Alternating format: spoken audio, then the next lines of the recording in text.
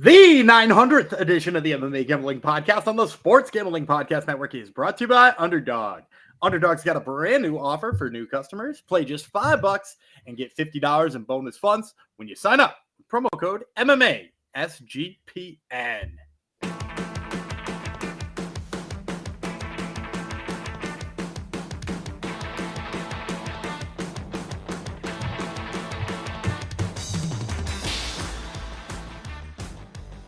Howdy ho, degenerados. Welcome to episode 900 of the MMA Gambling Podcast on the Sports Gambling Podcast Network. That's dedicated to the man who's been on all 900 episodes. That would be the one and only Daniel Gumby Vreeland.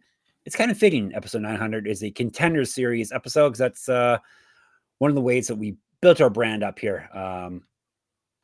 Because Gumby is very good at picking Contender Series fights. Who am I? I'm the bus driver, Jeff Fox. It's kind of what my job is here. I keep the bus moving. Keep feeding Gumby the info, and then he spits out the winning plays for you.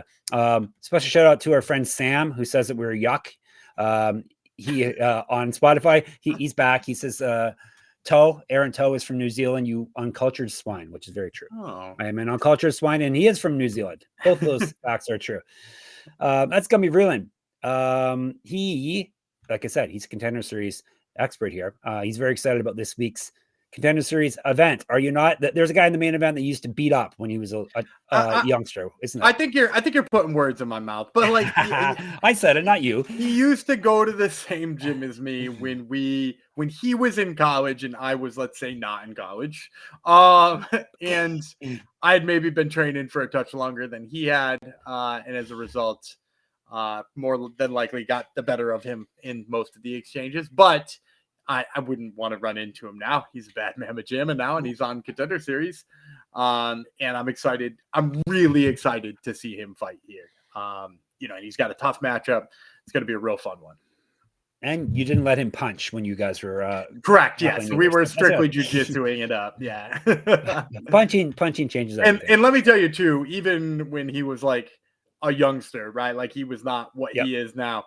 He was already like one of those dudes who was like freaky strong before he was even like as buff as he is now. Like he was like already like had his man strength at like 19 or whatever he was. So yeah, he's one of those guys. Did you see this coming or a potential? I'm going to be honest, no, because first of all, I don't go to any striking classes, so I don't ever see how people strike. So I had no idea that was true about him. He's also like the sweetest dude on the planet. Like he's so nice. Like when people found out he wanted to fight, they were like, Jack?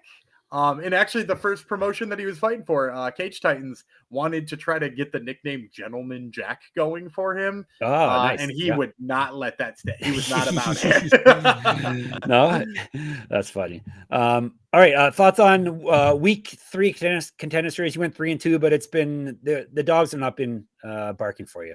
Well, they almost did because second fight, we were up 2 rounds to none and just you fought for your money. Pathetic. Did he pathetically ran out of gas until the 3rd round, and then he ran out. Yeah, he ran out of gas, pretty much as gross as you possibly can, which is confusing because he had all the top control. So, like, why are you tired? Yeah. Not that it's not tiring to fight, but like it was a confusing fight. So yeah, it was chalky. There's a couple of guys I like on it, regardless of the fact that they were maybe given some pretty obvious opponents, like Yakyaev. He's fun. He's a good striker. And unfortunately, like I would have liked to see more of him, but he fought Alec Lorenz. And like, again, I like Lorenz, but like Lorenz is a guy who's like hittable, and that's like his biggest flaw. And you put him in there with a guy who got hit really well. And guess what? Yeah, he got hit. Yanni, by the way, had the submission prop on that one. How is he doing this year? Is someone tracking? Someone used to always track. This past week was not good. He took Darian Abbey. I'm gonna just say he took everybody that lost in half a minute. No, he didn't take them all, but he did take Darian Abbey, the 7-4 journeyman, to beat the undefeated prospect who just throws mad haymakers and is fast as hell. And really should be at light heavyweight. And his reason was he's bigger. And it was like, yeah, he is bigger. Even I don't do that sometimes. No. You just say he punches harder. Yeah, exactly. But that wasn't true here. He doesn't punch harder. No, he didn't punch harder. And so, I think I haven't been tracking him. But it's been a chalky season. So, maybe the underdogs bite here. Who knows? Yeah, we shall see. Anyone you're super stoked about from Everybody week 3? on this. On the week 3? Yeah, last week. Yeah. Who got contracts? Did all Everybody. the winners or all the winners did? Okay. I'd say Yakyaev is probably I'm excited about two Andres, Dante Johnson. He needs to be at light heavyweight though, and no more two Andres. Well, maybe that's why he changed his nickname. Well, no, he only weighed 209. This is a short notice fight. Right. So he is already he might be able to make middleweight, to be completely frank. Right. But he's a 205er with exciting hands, but he's real green, and I think I've said it every single time we've broken his fights down. I mean, I just don't know how he does defending a takedown. Nobody's ever really shown it to me. So he looks so good and so exciting and so fun, and I just still have that question in the back of my mind. Right. Well, he can knock out people that are big and tall. That's for sure. So he didn't have any trouble finding that chin on Tuesday night. So, all right. Gumby wants to talk about week 4. See, he wanted to tell you how amazing week 4 was, but we'll dive into it after. I remind you that football is back like you need to be told. And so is our amazing merch sale, 25% off everything in the merch store at sportsgamblingpodcast.com/store with the promo code football, FOOTBALL. Make sure to check out all the MMA Gambling Podcast merch. We have lots of good stuff. Lots of stuff with our silly expressions on it. So check it all out. sportsgamblingpodcast.com/store. Football is your code for 25% off. And SGPN just launched their NFL Survivor contest. $100 entry, winner take all. Go to sportsgamblingpodcast.com/survivor. Plus, if you're new to Splash Sports, which is what we use for the contest, promo code finals gets you a $10 credit over there. All right. All that out of the way. Gumby, you're excited about week 4, are you? You like everyone on the card, I think is what you're going to say. Honestly, yes. I would or tell everyone you're picking to win, you like. I think I like all the people I'm picking to lose.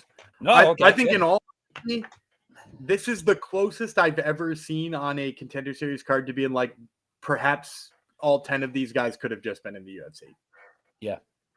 I even know most of these guys. So that tells you. A dummy like me knows a lot of the people. Plus our boy is on it. So not Jack Congdon, another one of our boys is on it. So let's dive into it. It's going down, of course, on Tuesday, September the 2nd. Yes, September is here almost already. Not 8 p.m. start time, ESPN Plus. 5 fights. No odds yet because the books are cowards. They want to see where Gumby picks these fights, and then they go. Have the odds been paying attention to your picks more or less, Gumby?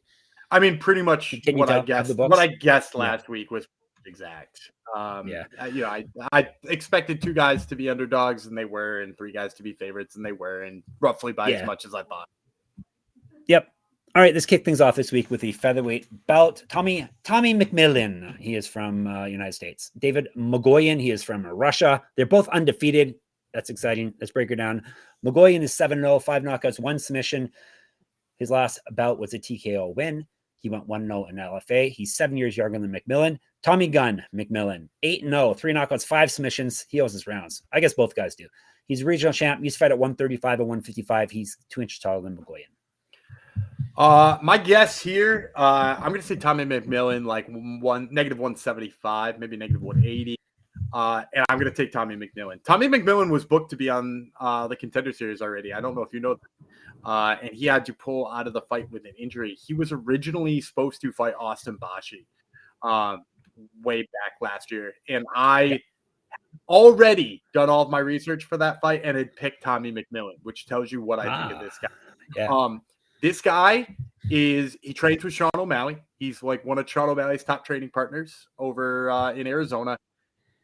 He's got the Sean O'Malley style of hands. Does he have the accuracy? Does he have the footwork? No, he doesn't have it all yet. He's got that style of hands. He's electric. He gives you weird angles. He hits you with uppercuts. He just ducks out of the way of your shots and hits you with a straight. He's very fun to watch strike. But the best part of that too is he's already sort of filled out the defensive side of the grappling game.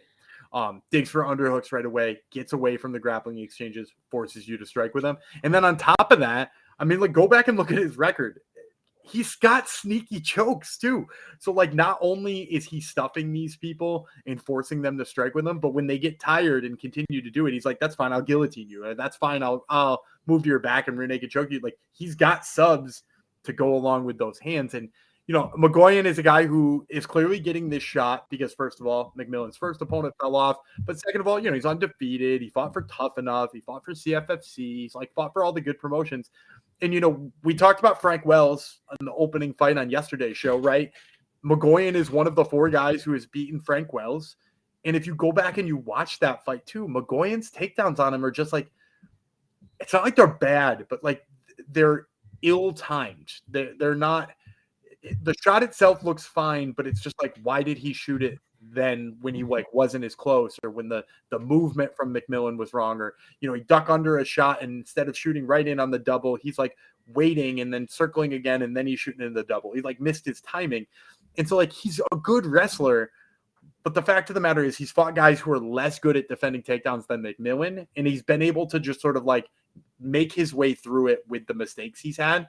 Whereas I think if he makes the mistakes here against McMillan, I think McMillan pops it. I think he hurts him real bad. I think the underhooks are going to be there for him on the entries, and I think he's going to either finish him with a sub or the hands. I think Tommy McMillan here, I like his chances to get a finish too. Tommy Gunn's going to go pop, pop, pop. All right, Tommy McMillan is the pick. Topology agrees, or 70-something%, I think, on him. I'm a little surprised on that.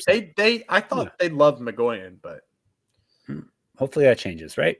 Or at least the odds change for us. We're going to fly. Actually, if it was in the -170s, that'd be okay, I guess. We're at flyweights now.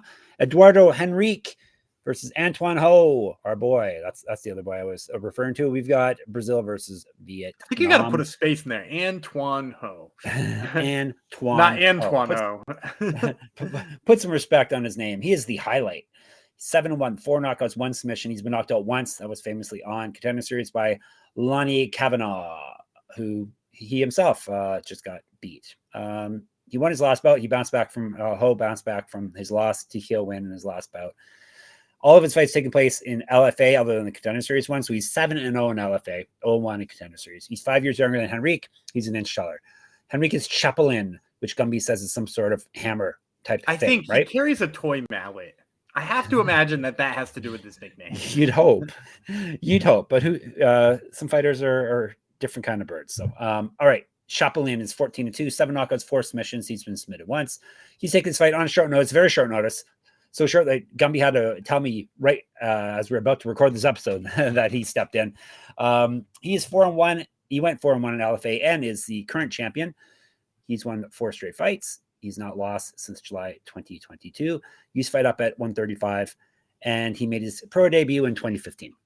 Yeah, and I'm just going to caveat some things. You're right. He's technically won 4 in a row, but also he's basically 1-1 in his last 2 because he did lose to Joseph Morales by submission on the Ultimate Fighter just before his most recent fight. So, yes, he has won 4 in a row, but then there was a weird layoff in there, and he did pick up a loss smack dab in the middle, and it was kind of the same way as he's lost earlier in his career. Because the thing about Chapelin, right, is Chapelin is an amazing striker, right? That's his MO. But he's maybe not the best guy on the mat, and he's shown that now 2 or 3 times in his career. And it's not necessarily only that, but for that reason, I'm taking Antoine Ho. Antoine Ho, my guess. And I think he's got to be an underdog because one's the LFA champ, but he's also been on Contender Series before. He's a hyped prospect. He's not on short note. Maybe plus 150 on Antoine Ho. That would be nice. I mean, I could see it being higher, but all of those things working against Henrique. So, for me, again, I just told you how much I like Henrique. He knocked out Devin Lozage, which I called. He looked great in that fight. But the problem for me is that I think he has trouble with guys who can hit him and take him down. That was what he had trouble with Joseph Morales. If you want to go back to his previous losses, if you can hit him and take him down both, he struggles with because he can defend a takedown. He did against Lozage, but he wasn't worried about Lozage's hands at all. I don't think you can not be worried about Antoine Ho's hands. The guy is electric, and he's coming off of a knockout win, and he looks really good on the feet. So I think for me, the fact that Antoine Ho can wrestle a little bit, right? He went and won a wrestling match with Miguel Sanson, which is Miguel Sanson is legit on the regional scene. So knowing that he could win a grappling match like that and also hurt Chapelin on the feet, I think keeps Henrique kind of on his feet and not really knowing what to do and unable to let go. And then in addition to that too, like I think Antoine Ho is just like a touch better in terms of his defensive striking, right? Like Henrique obviously has some big power. Ho has some big power. But if you watch Henrique's fight against Lesage that happened, by the way, only 10 days ago. So, right, like he's not going to be in the best fight shape, despite the fact that fight ended early. You know, there's a mental tax and a physical tax that goes along with that. And he's making weight twice in 2 weeks. So like there's that aspect of it all too. But if you watch that fight, like he's able to throw a little bit more wild, knowing that he's not going to get clipped by Lozai, who is not as good of a striker. I think Antoine Ho is just like better fundamentally in the striking and the defense. And that comes with saying that, yes, he did get knocked out by Lonnie Kavanaugh.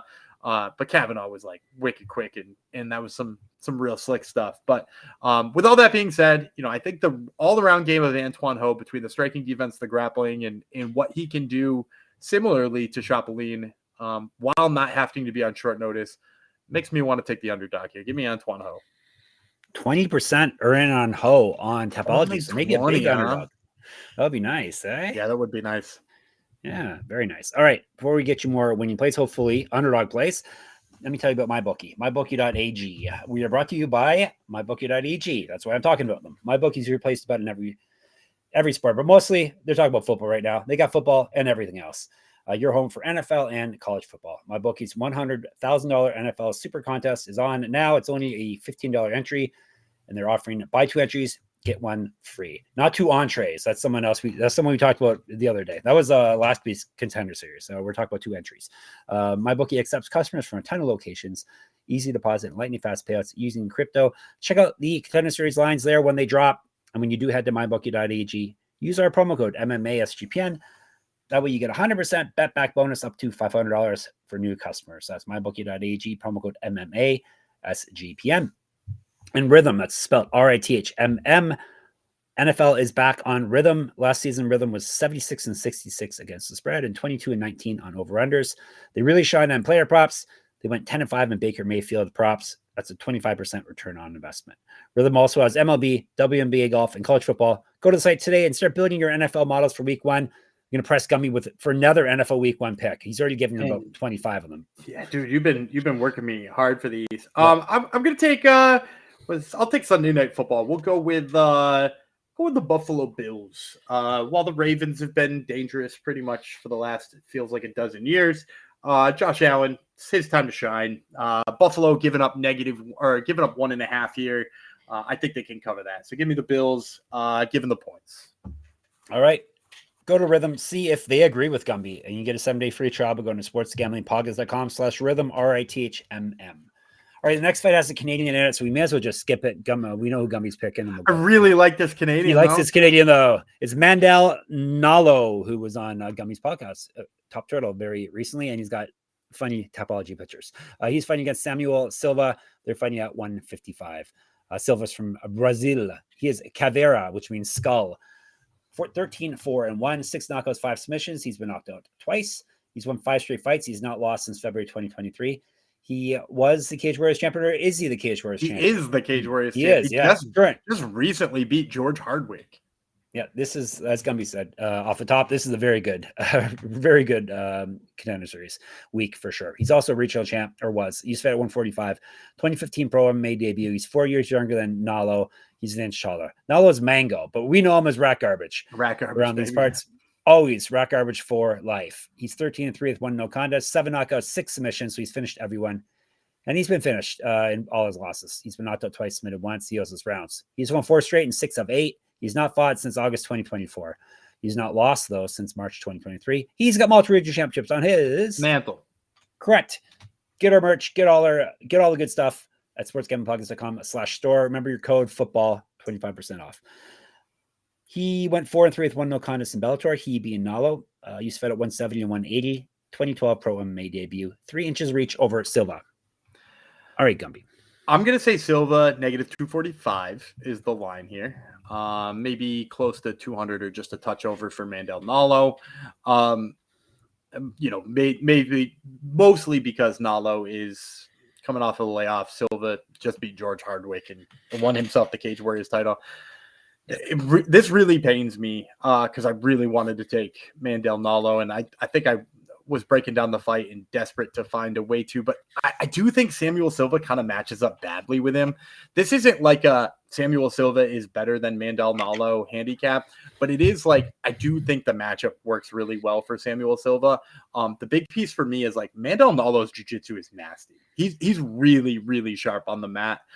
He can put you in some really bad positions. His submissions come out of nowhere. I love his ground game. It makes him like one of the most fun guys to watch, and it's one of the reasons why I really think he belongs in the UFC. But on the other side of things too, I just don't see the wrestling playing up enough for Mandel Nallo to get Samuel Silva there. And then when you look at Samuel Silva on the feet, like he did lose 2 out of the first 3 rounds to George Hardwick on the feet, but he did beat George Hardwick almost 100% on the feet in round 1. And like that just tells you like the kind of stuff he's coming with. And it's not even necessarily like volume, but it's like when he hit George Hardwick, like George Hardwick bled. George Hardwick like looked like he got smacked. And like that is huge on the judges' scorecards. And like then if you become the guy who can dictate if this goes to the ground or not, like obviously he's going to be the guy in there dropping the bigger bombs. Nallo is a little bit more of a volume kind of guy.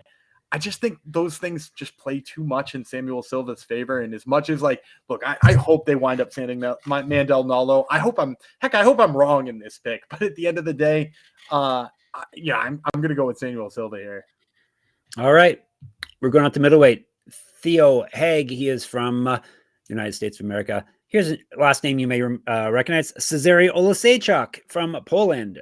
As I said, they're fighting at middleweight, and that's breaker down by telling you about Oleksiejczuk. Yes, he is the, I assume, younger brother of Michael Oleksiejczuk. 15-3, 8 knockouts, 2 submissions. He's been submitted once, so he's a durable guy. He's won 3 straight, all via TKO.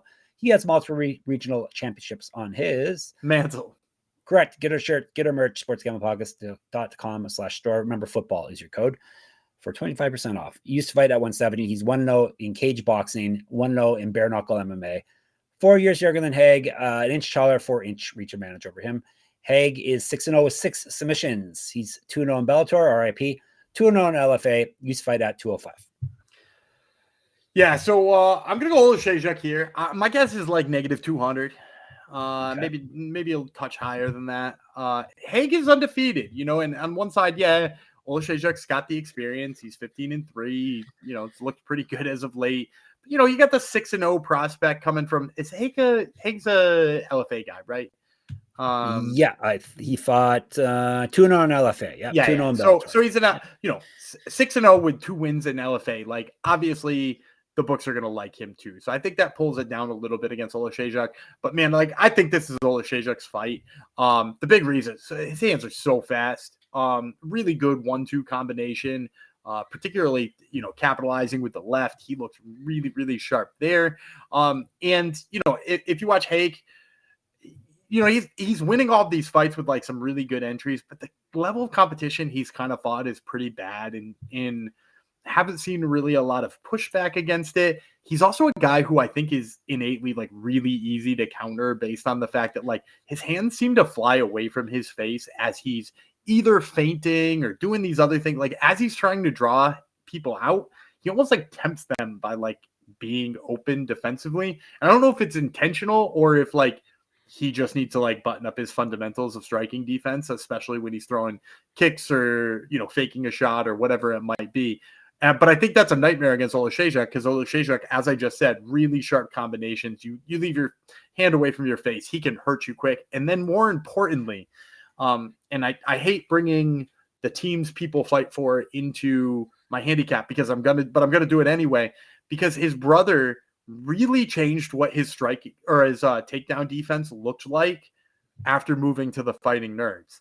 And when Michael Oleksiejczuk moved to the Fighting Nerds, so did Cezary. Cezary Oleksiejczuk is down training in Brazil with the Fighting Nerds now, despite being a Polish guy and having a name that looks like that. So I kind of expect him to come in here with even better takedown defense than maybe we gave him credit for in the first place.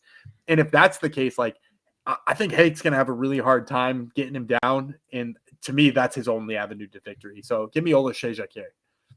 All right. before we get to the main event, let me tell you about Underdog Fantasy. Underdog Best Ball Mania is happening all summer long, giving away $15 million in prizes, including $2 million to first place. No waiver wire, no arguments about trades. Best Ball is the best way to play fantasy football. Underdog is also a great place to play at Pick'em, where you can win up to 500 times your entry. Gumby has a play for you right now, I bet. Sure, yeah, we're going to stick with some Atlanta Braves action because all of a sudden my Atlanta Braves, who are maybe out of the playoffs, are white hot, and they're going to be playing the Phillies on Thursday with Aaron Nola on the mound. Austin Nola would be a lot better for the Braves being on the mound. Yeah, if you pitched a catcher, that would be a good thing. But I'm going to take the higher than on the total basis for Ozzie Albies. Albies has already taken Nola yard twice, and he's had home runs in. He's actually had 3 home runs in his last 2 games. So get Ozzie Albies while he's hot. All right. Take that play and take the code I'm about to give you, MMA SGPN, and listen to this. Underdog's got a brand new offer for new customers. Play just $5 and get $50 in bonus funds when you use the code I just told you, MMA SGPN. And the world's greatest sportsbook, which of course is Circa Las Vegas, is hosting the world's biggest pro football contest, Circa Million, Circa Survivor, and Circa Grandissimo, with over $21 million in guaranteed prizes. Sign up in Nevada and play from anywhere with the help of SGPN's official proxy. Go to footballcondos.com and use promo code SGP to get $50 off your proxy fees. Contests close on Saturday, September 6th. So get in now before it's too late. All right, main event time. Gumby's former training partner, Jack Congdon, up against Jean-Paul Lebosnoyani. Lebosnoyani. They are both American. They're fighting at 170, 3 5-minute rounds. Lebosnoyani is Mufasa, 8-2, 2 knockouts, 5 submissions. He's been knocked out twice. He hosts rounds. He's won 3 straight fights. Submission win in his last bout. He's not lost since May 2023. Regional champion, 7-1 in LFA. He's fed at 155, 1-1 as a pro grappler. 2 years younger than Congdon. Congdon is 7-1, 4 knockouts, 3 submissions. He's been submitted once. He owes us rounds. He's won 3 straight, 3 inches taller than Lebosnoyani, and 3-inch reach advantage on him as well. They didn't have his nickname in there? No. What is his nickname? 50 cal. Why? 50 caliber, right. Yes. Yeah. All right. You Americans and your guns. Sounds, yes. Okay. Sounds tough, I think. I liked Gentleman Jack better, but of course. We'll go with what we go with. Look, I'm going to unabashedly be a homer here. Like all of the fights we've broken down, I've got personal relationships with this fighter and that fighter, and I've done interviews with this guy 100 times. I'll pick against guys who I've interviewed. I just picked against Mandel Nallo, despite how much I really like the guy. But like, I'm not picking against Jack Congdon here, and I don't know how much sense it makes. This is like such a fun and exciting fight. I will say I think he comes in here as a large underdog. Perhaps, hear me out on this, perhaps the largest underdog on the card is my guess. Yep. So like, wouldn't be surprised to see him at better than 3-1. And like, whether you like him or not, he's a better value than 3-1. Like he belongs at, I wouldn't be surprised if he gets lined as an underdog just because of the resume of Lebosnoyani. But like, Congdon is nasty and way too tough to be a 3-1 underdog against pretty much anybody here that's going to wind up at welterweight in a contender series. So I'm going to pick him. I'm going to pick him as a massive underdog here. And my guess is his path to victory, and this is the most important thing in my opinion, is he's got to keep this standing. Lebosnoyani is really nasty on the mat. He's got sick jiu-jitsu skills. He's tapped out guys. I thought he's got no chance of tapping out, right? Like, was it Keegan Ginrich he knocked out in that fight? I want to say he tapped out. I can look it up for you. I want to say he knocked out, or he tapped out Keegan Ginrich, but like, he's tapped out some like really high level regional opponents. But like Keegan Ginrich. And mostly it's like guys like Ginrich, though, who want to take the fight to the ground. You're not going to see that here from Congdon. And really, he's only really been taken down by one guy in his career, at least in, since he's turned pro and been a high quality pro. And, that was a guy who's fought at the very highest level and is a tough grappler. And, he kind of learned his lesson in that fight. So I think as long as he keeps this on the feet, I think you're going to see, first of all, a guy who's really tough in there. I would say his biggest weakness sometimes is his striking defense. But like Lebosnoyani has been backed up in a lot of his recent fights, both the ones he's won and the ones he's lost. He gets backed up against the cage. And so like Congdon, despite being like maybe there and maybe a touch too hittable, I think he's also dangerous when he's moving forward. And we saw that in each of his last 2 fights where he's picked out big knockouts, both being tough, being strong. I said he had grown man strength when he was 19. I stand by that. And now that he's, in his late 20s anyway, like that strength continues to shine through with like big striking skills.